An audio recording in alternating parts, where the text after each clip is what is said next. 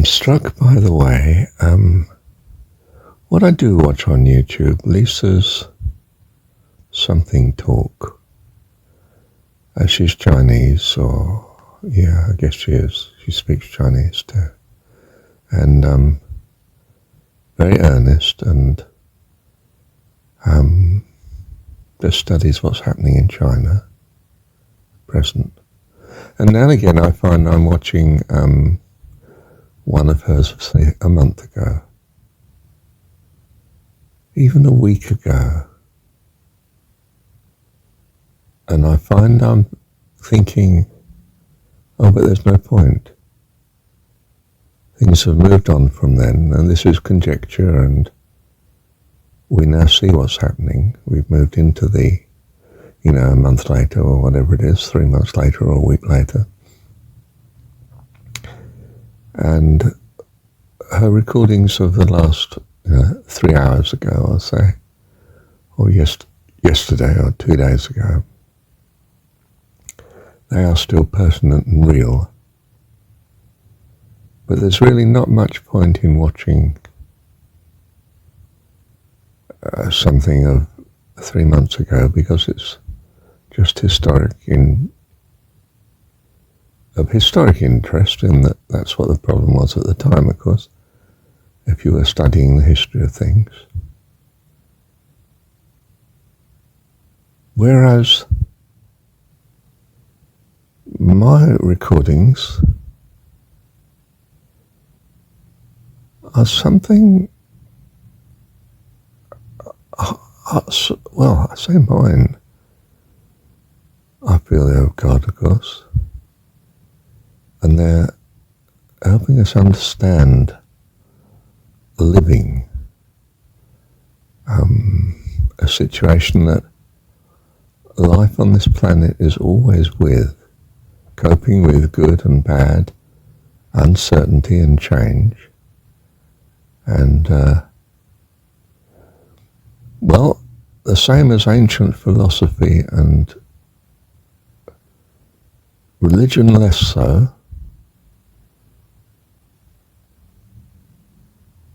but certainly some religions. A lot of Buddhism is concerned with analysing how we react, how we behave, ethics and consciousness, and in other words, very much something that is ever the same for mankind, children of God.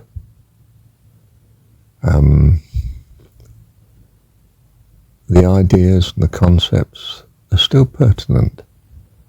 I mean, they might not be too valid, in our own view, because we see things in a different way, different values, but it's about coping with, as I say, uncertainty, change,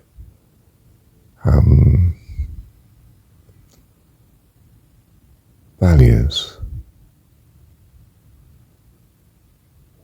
concerns that always face man, the unknown, how to best live in this world of change,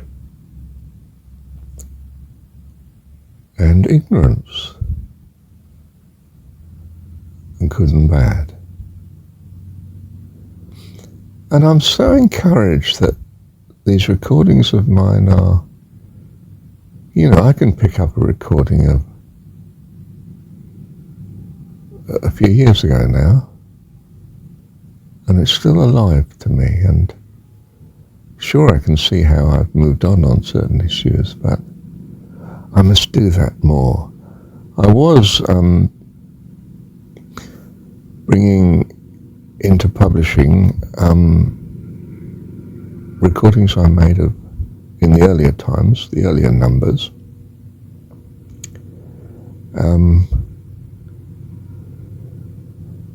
some of which I didn't have an S number in front of, for instance, even.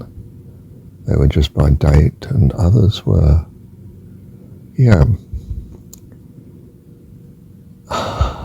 I must continue doing that. It just occurs to me here. I mean, you may think this is flattering myself, but it's not that. I'm just so pleased, so uplifted by realizing that this type of recording and this manner, even though I talk about current specific things to myself, they're only by way of example, so that people have an understanding of how to relate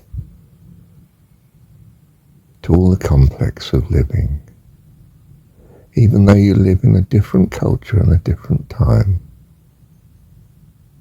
Isn't that just wonderful? So I hope and I trust and I feel assured that these recordings will be of continual value through time. A bit like Jesus says, but my words shall not pass away till all be fulfilled. Now, the all bit to be fulfilled may be in the context of you, the individual. And then, of course, they can pass away because you're now glorified in heaven and in life eternal and abundant.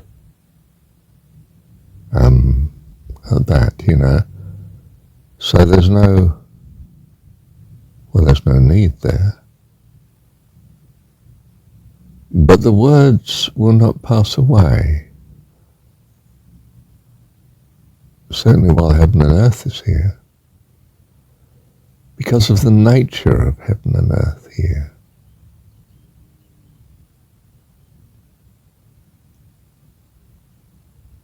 Wow. I guess that's it, that even with heaven, it eternally evolves and creates into something else. And in terms of time dimension, it passes away. In terms of being, in whatever transformation it is at any time, it never passes away. Because God is eternal. In other words, there's a continuity. Not just that He is eternal, but because He is eternal,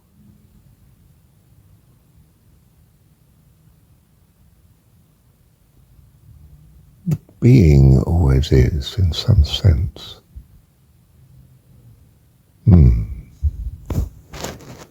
I see it's 10 to 7 and my alarm would have gone off. It didn't go off.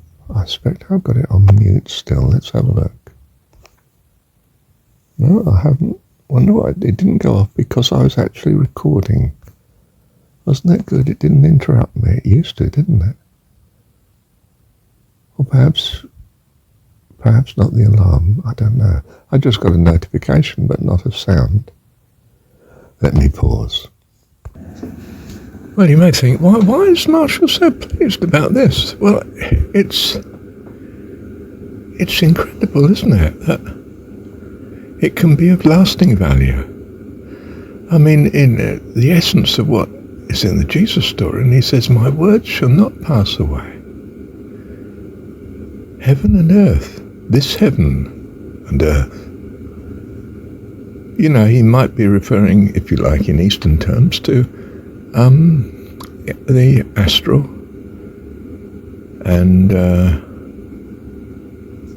the causal plane. They may pass away, but my words, truth, how to cope with the forces of creation, the importance of creativity and life in a background of the absence of such is an eternal phenomenon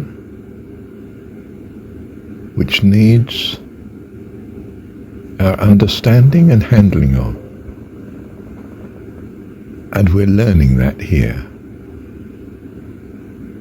And I was going to say the guidance or the understanding of the principles, the understanding of the situation is an eternal necessity to creation. And our view, and it may still be a limited view of God, is that he is, well, all things, yes, but especially creativity, or there'd be no all things to be God of. But there'd still be himself. And we too are eternal, so there's still ourselves. And I want to say now, occurs to me, it's the self we're dealing with. God has created these individual selves. It is an appalling travesty of misunderstanding the sin of self. It is the most wonderful, magnificent creativity of God that he creates both himself and as himself in us. And we are unique, separate selves that embrace a love and compassion and state of being that he has. We ascend to his glory in this sense, you see. We are one with him, and yet wonderful fellowship. Separate individual selves, whose self, yes, does embrace all, but all from a particular self view. So there's a trillion such views, all of which amount together to a wonderful eternal family, the host of heaven.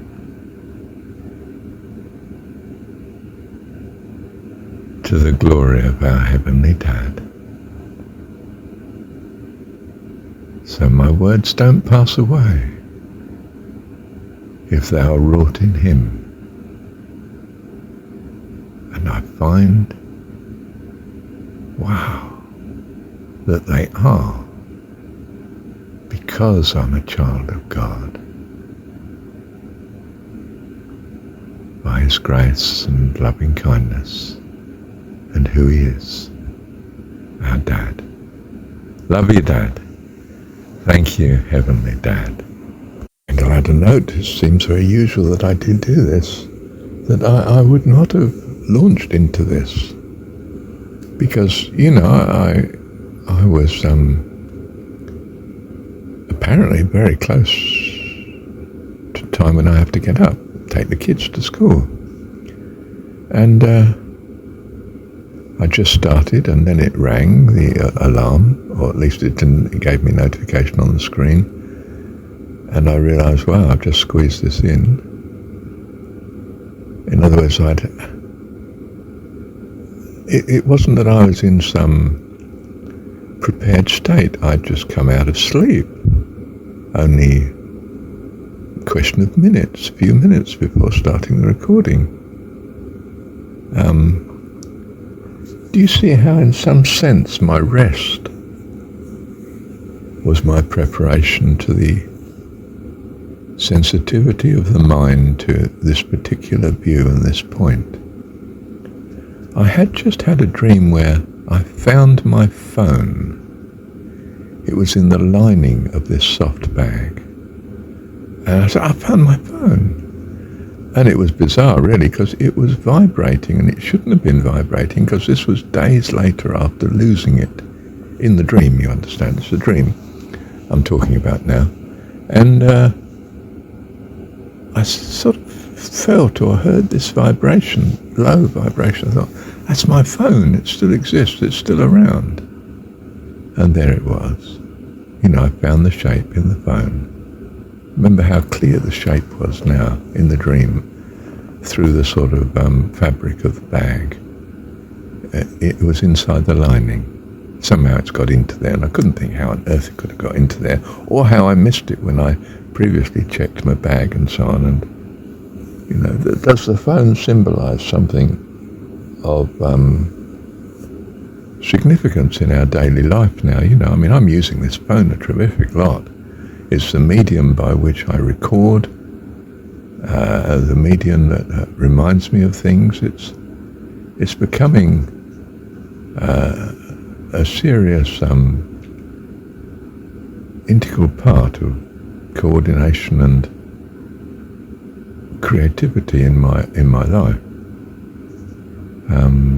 It's in modern casual language we say it's quite invaluable. It's terribly useful. I'd be lost without it now. And people say, well, we couldn't actually manage without these phones, and yet we didn't have them, or whatever it was, 30, 40 years ago. Just didn't exist. And of course, the new generation's grown up to only know they exist. But it's probably symbolically of, I suspect, of what I was about to find, which was something rather more than the phone. But to find that although I enjoy Lisa's something like table talk or something, they become obsolete quite quickly. Whereas analysis of living and how to live is the endless preoccupation of childish life, which is what we experience here in this world. And so I can say with Jesus in the story, but my words shall not pass away.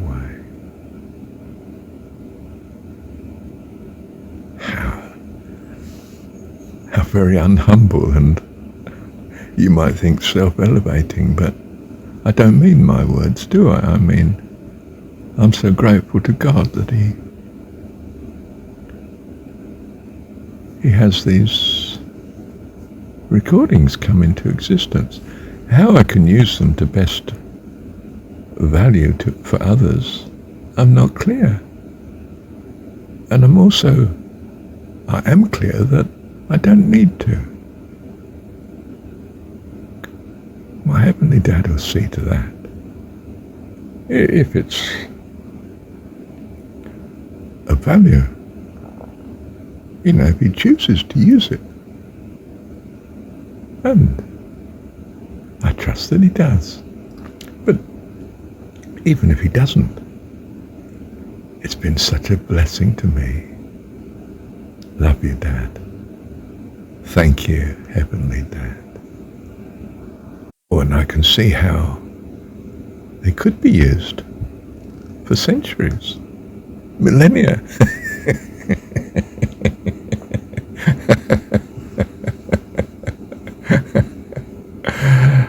Thank you, Heavenly Dad. Well, of course. And that took me into the next recording, short though it may be. Thank you, Dad.